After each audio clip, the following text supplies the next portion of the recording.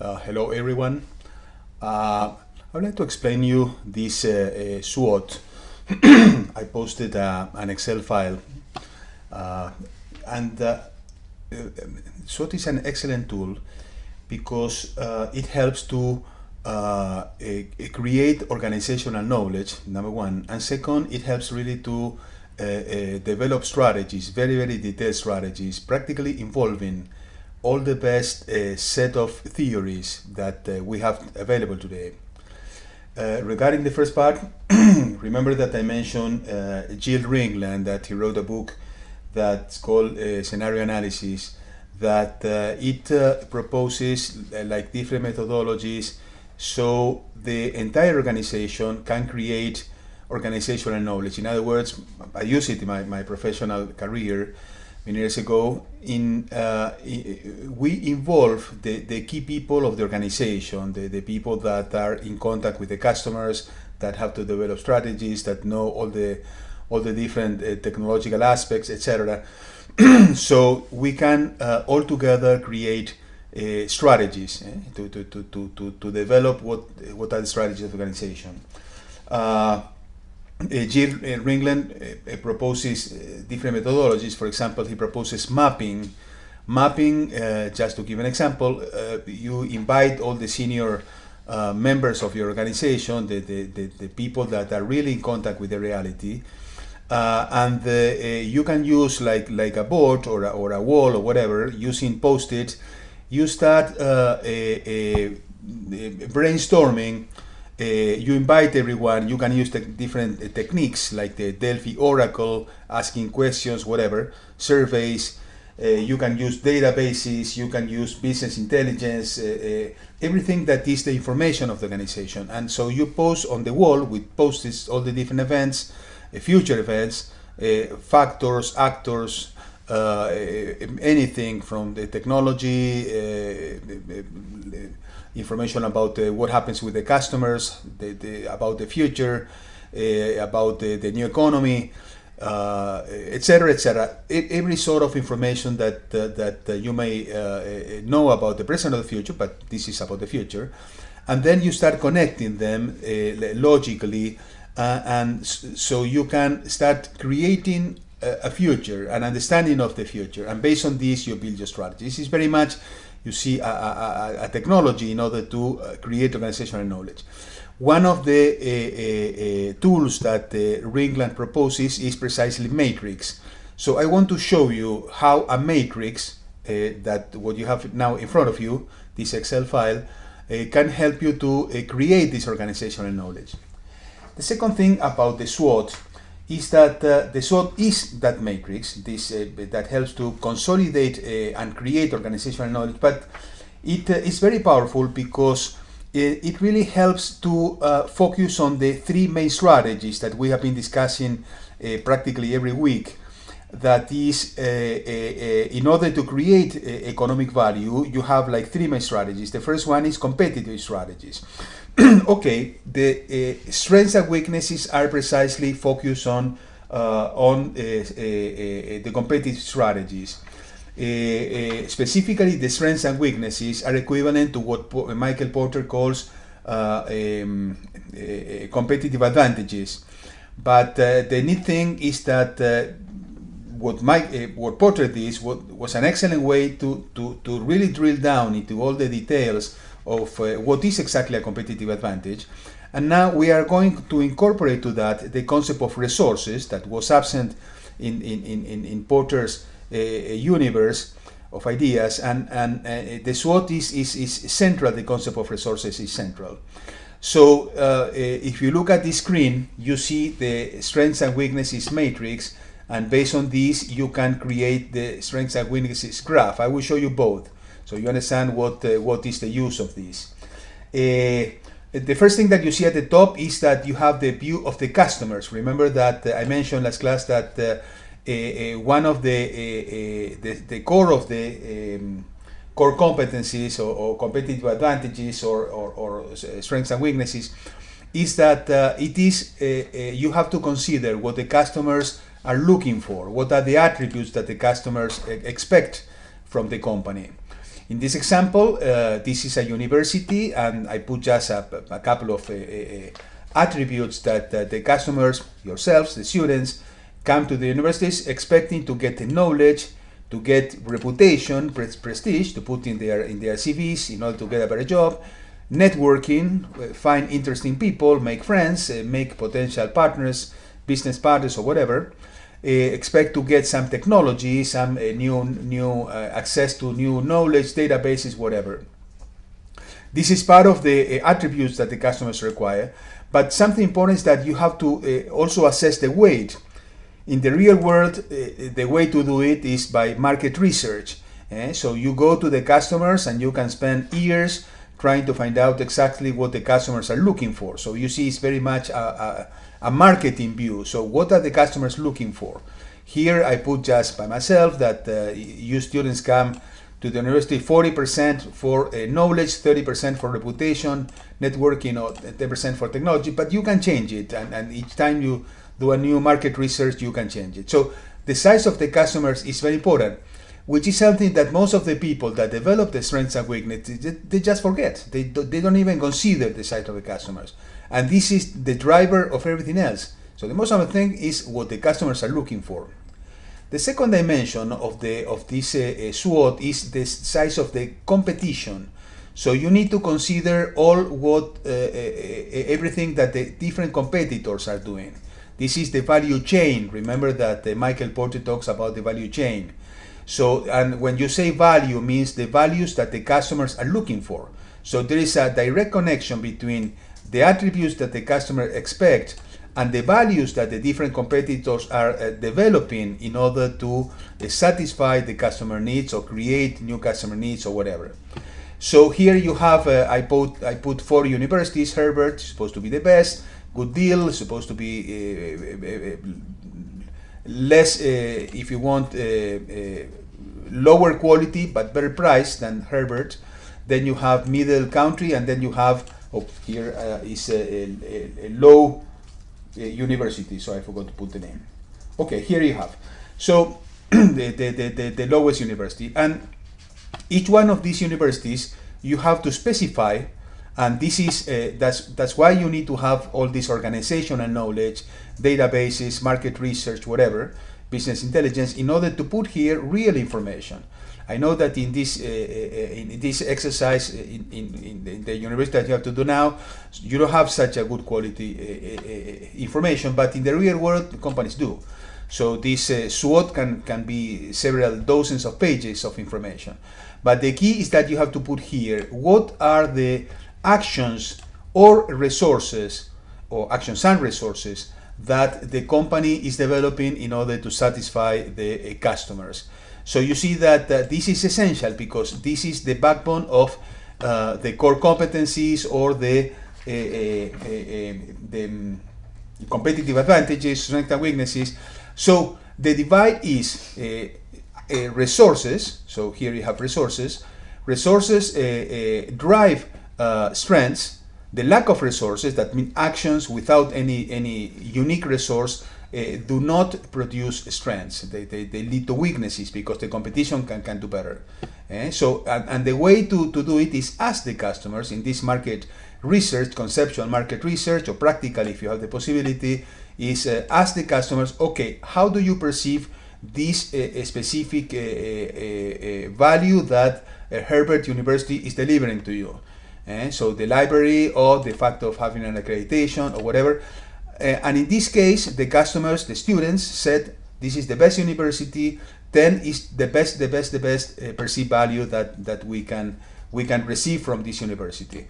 But if you go to the next university, that is a Good Deal, you see that it's not all 10s. They have 8 lower perceived values here. And if you go to the next university, they are even lower, and they are even lower. So you put all these numbers. So in all these cells, in blue and in green, you have to put all the information that you have. You see, so this is your input in this Excel. So once you put all the actions or resources, and you assessed or ask the customer, the students or the customers about what are the perceived values, Then the Excel calculates the average. So you see, oh, this is 10, 10, 10, the average is 10. This 8, 7, 8, 8, the average is 8, 7.7, etc., etc. And this last column is where you consolidate all the information, and you add one very, very important part of the information, that is, remember that Porter calls of a cost chain. Okay, the value chain is here and the cost chain is here. So you have both sides of Michael Porter competitive advantage. The perceived value coming from the value chain, and the price, that is the result of the cost chain. So you put this information, and the graph automatically takes that information and builds this graph. I will come back here in a second, but let me try to go back here. So what happens if I have a new market research that says that the students are not so happy with Herbert, and instead of having a 10 for the first, they put an 8. And for the second, in accreditation, probably the students decide that it's not very important, and they put a 5. And then for the strong contacts, they decide that Herbert don't have such a good contact, put a 7. So you see automatically how the number here of the perceived value, that is the average of all the rest, it changes. Consequently, you come to the graph, and Herbert University, that was here at the top, now fell from 10 to 7. And automatically everything changes. So you have to reconsider, okay, so what are then the strengths of Herbert University? So this is a dynamic thing. Let me go back, let me put the original numbers. So we go back to the 10, 10, 10, 10. Okay, so we have all the 10s here. So we go back to this chart. Let's go back to the second thing. So now you know how to build the matrix, and how the matrix fits with all the data, the graph. Okay, what is this graph? Why this graph is so important for us? It's so important because it helps you to realize what are finally the strengths. Why? Because you have to consider another dimension that you need to do in the real world, that is beyond this graph. You need to put another, like a third dimension, that is a frequency. What does it mean? Okay, that the market changes. For example, you may have a lot of students that probably don't have a lot of funds. So maybe 80% of the students prefer to go to a university that is cheaper. And you have very few students, probably 2% of the market, universities that are willing to pay $100,000. So for you, a manager that you have to make decisions, you need to have the dimension of the frequency, that is, how many students do you have on each part of this graph. Another market research if you want. But this is important because what is more important? What do you prefer to produce? A BMW or a Fiat? Well, it all depends. If you are in a country that 90% of the population cannot afford a BM, or 99% of the population cannot afford a BM, maybe you prefer to have a Fiat. In this case, a low university, because the frequency, so the quantity of potential buyers are on the low side, on low universities, and probably the best strategy is to be low university and not be Herbert University. So this is the first consideration that you need to make, and that's why you need this graph. The second is that there is a dynamic aspect. Good deal university is definitely the best alternative here, because it provides the best mix of perceived value versus price. So if you look at this chart, the dynamic aspect is that all the students from the other universities, according to their financial possibilities, of course, they should migrate to Good Deal University. Clearly, all the students from Middle Country University, this university here at the bottom, they all should migrate to Good Deal, because the price is the same, but the perceived value of Good Deal is substantially higher than the perceived value of Middle Country University. So Middle Country University should disappear. So one day Middle Country University will not have any single student. So Middle Country University will not remain quiet, will react, and will start changing all the actions, producing better resources in order to become competitive. Otherwise it could disappear. So the entire market changes the mix, because automatically this average line will move to the top. So all the universities below the average line will lose students, etc., etc. So you see that this dynamic aspect is essential for our analysis. So conclusions. we are talking only about strengths and weaknesses. Is number one is that we start analyzing where are the customers, and this leads us into a very important concept that is segmentation. Segmentation means that we need to divide the customers by groups, and to the different groups of customers deliver different types of attributes or different types of values in order to match their attributes. The second dimension is that you get into the concept of positioning. That is, when you come to this graph, you can change the variables. Instead of putting price and perceived value, you can put other dimensions like locations, or if the chocolate is sweeter or darker or bitter, or anything, different alternatives, because as we saw before, beyond this graph, you have the distribution of the customers, and this graph becomes an excellent tool to develop your positioning strategy. And finally, there's a third dimension that is what I told you before, the dynamic dimension, and this brings all the theory of game theory. That is, when one actor, one competitor makes a decision, what happens with the competition. So you see that the strengths and weaknesses is not just sit down in front of a piece of paper and start writing stuff. No, it's a very, very important tool that helps to create organizational knowledge, to develop strategies, to change the strategies, to ask what are the customers are looking for, to ask what are the customers, how they perceive the values that we deliver, how the customers are located, the distribution of customers beyond this graph. So strengths and weaknesses is a very, very, very powerful technique to develop competitive strategies. Okay, let's go to the second part of the analysis, that is the opportunities and threats. First thing is, here you have in this Excel, you see at the bottom all these links. You go to this opportunities and threat matrix, and here you have three columns. The first column talks about the external environment, so everything that is taking place out of the company. So here you have I put the pastel because you use it a lot, and I put some examples about the external political events, economic events, social events, technological. When you say event, you are talking about factors or actors. So this is very much following Jill Ringland's that I told you at first.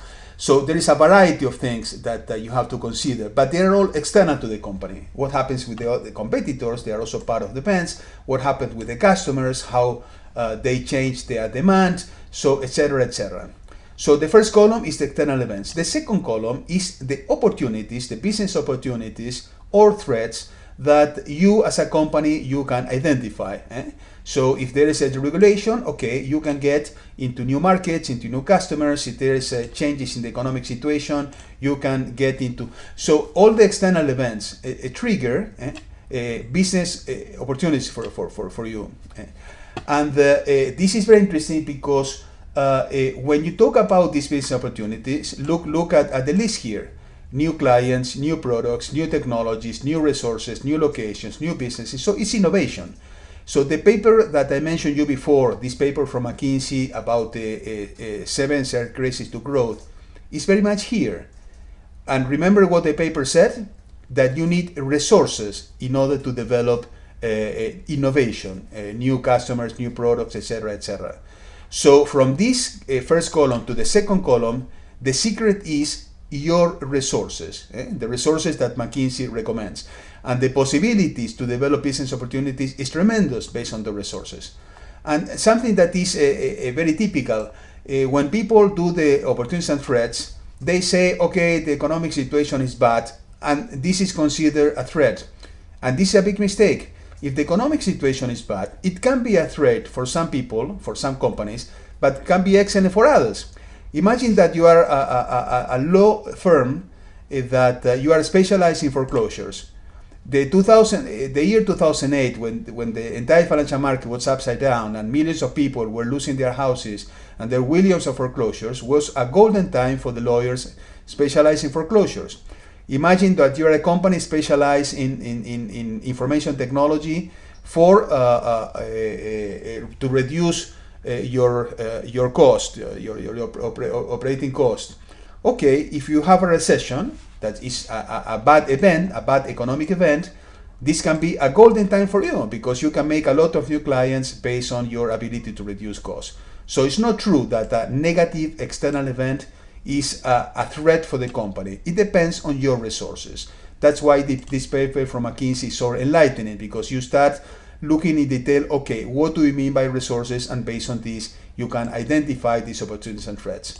But the neat thing is that you realize that these opportunities and threats is excellent because it leads you to all the concept of resources, to the concept of innovation, etc., etc.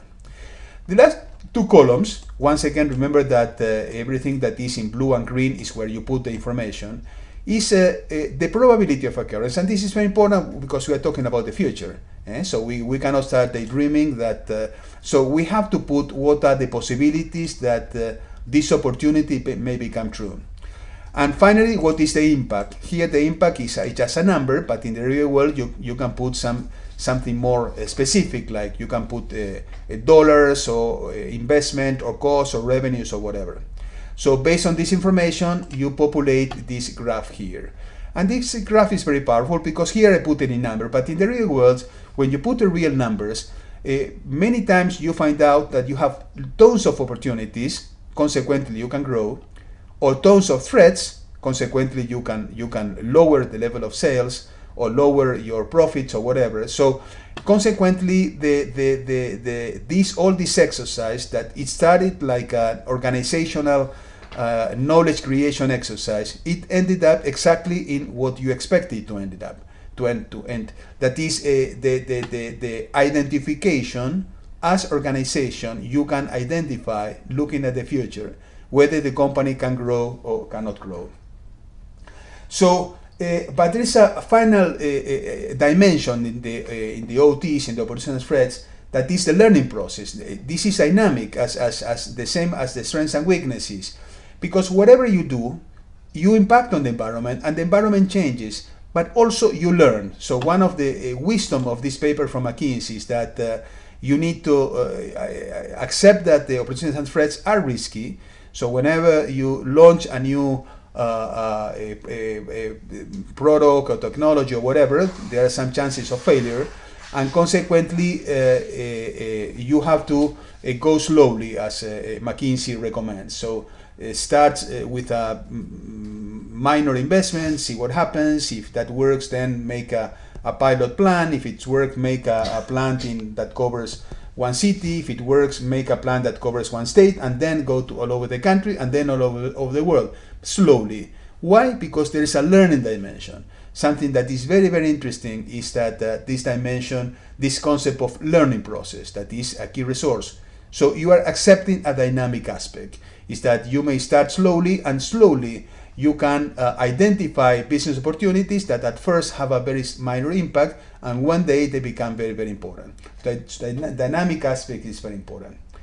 Final consideration for the entire SWOT is, if you remember, when we talk about strengths and weaknesses, we said that we talk about actions and resources, and the resources are responsible for the strengths or the competitive advantages. So we get into the third strategy that we talk about: competitive, innovation, and now resources strategies. So the resources are very, very central part of the SWOT. What about the opportunities and threats? Exactly the same. We involved McKinsey, and we said that the core of McKinsey paper about innovation are precisely the resources. McKinsey calls competencies. So the resources are central in the innovation side. So you see how in this SWOT we are involving the competitive side, the innovation, the growth side, and the resources side. So it's a very, very powerful tool. So good luck. Try to, well, exactly what I said before in the case of the strengths and weaknesses happens in the opportunity and threats. I can, instead of putting 80% occurrence, I can put 20, I can put 80, I can put 30 here. So I can change all the numbers, and the graph will automatically change. So it's a great tool in which you can experiment, change the numbers, and see what happens. Well, that's it. Hope you enjoy the exercise.